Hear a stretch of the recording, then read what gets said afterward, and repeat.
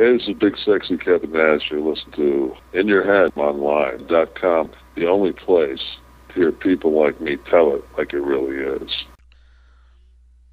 All right, we are back, and we are joined by the master and the ruler of the world, Sid Vicious. Welcome back to In Your Head.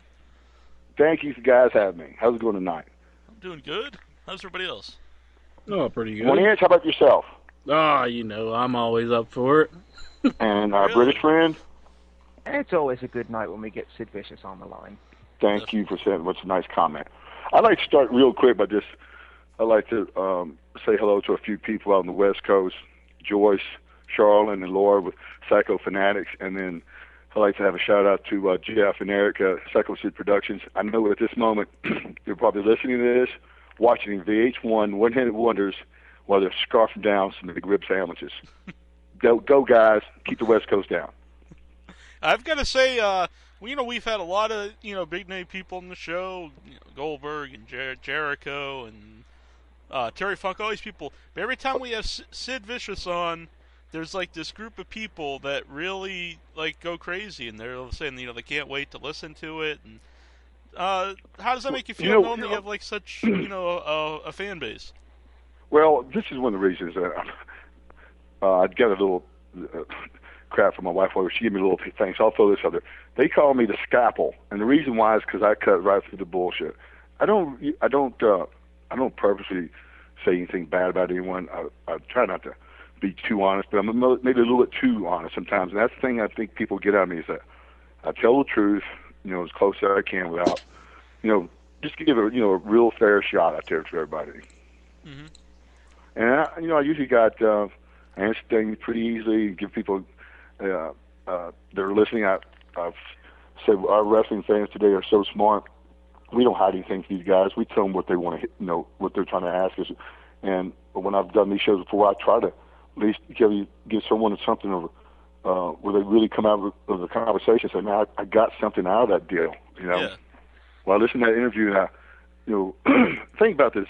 It's so hard for us, people like myself, who've been in the business, to talk to people, and they ask us a question, and we give them an answer. Now, sometimes, like everything in life, we don't have really, facts about everything. And the wrestling business, not as many facts out there. There's a lot of guesswork.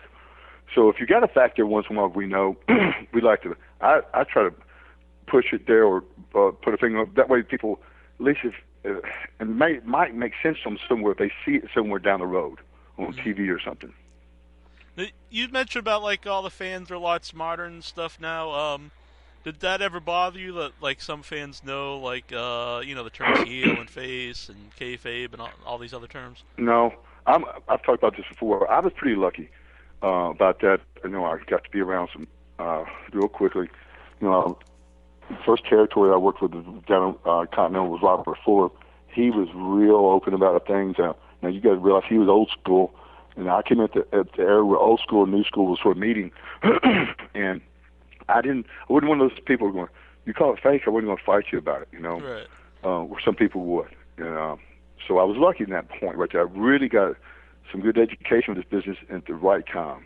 Mm-hmm. We're getting some callers here already. If anybody else wants to call in, it's 1-508-644-8503, and we're going to give away a free Sid Vicious poster tonight to one caller. But you have to ask Sid a question. Don't just call in and say, "I want a poster."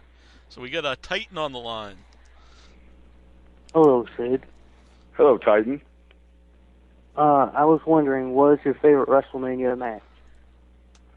Oh, man. God, that's a tough one there. I would include myself in something like that because, of course, my favorite WrestleMania would be the one with me and Hogan. I'd have to say that was the reason. The reason for that for me, that was the first time, guys, that I'd ever been out in front of that kind of numbers of people. Yeah. And to me, that, for me, and I know it's like this for a lot of people, that is the biggest payoff you can get. Not financially, but just to know that you had a big part of that, Mm-hmm. Mm-hmm. And that to me is why that was better than the other WrestleMania from the other one I was in. Because I was there, I was main event, over 70,000 people. I mean, again, also something that big to let you know how small you really are. Right. How No. different is it wrestling in a big arena compared to, wrestling in a big arena with Hulk Hogan? I'm sorry, what was that? I was just wondering, how different is it from wrestling in a huge arena to wrestling in a huge arena and being out there with Hulk Hogan?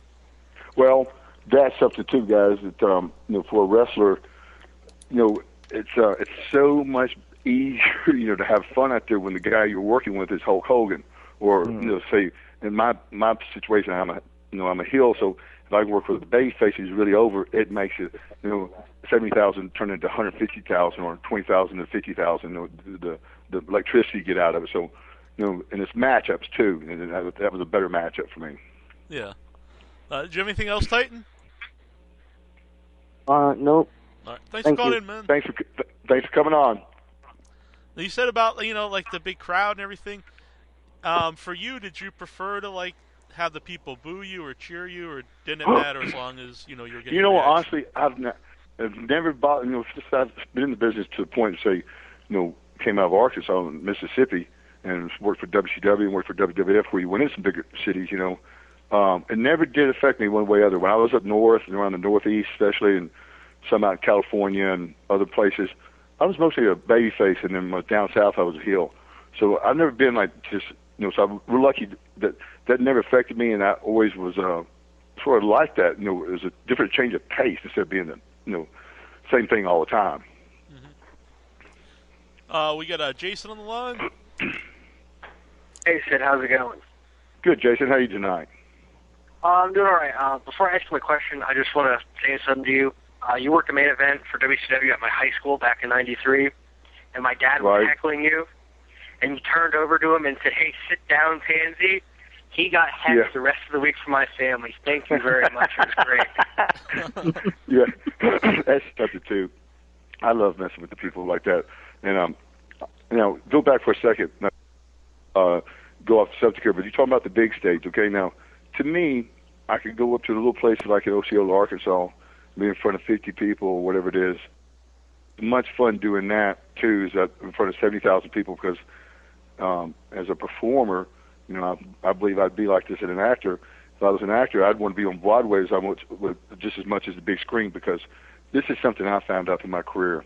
If you can do it on a small scale, you definitely can do it on a big scale.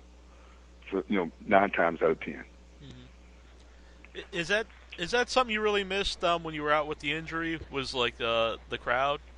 Oh, of course you miss that, man. That's I dream about that, guys. I dream about that. That's something I'm gonna fight to my death to get back in the ring and get in front of those people another time. So that's something you just got to realize. Like I said earlier, that's the deal. That's what we go for. We go for the big crowds. Now I love the little crowds, but I go for the big crowds. That's where I want to be.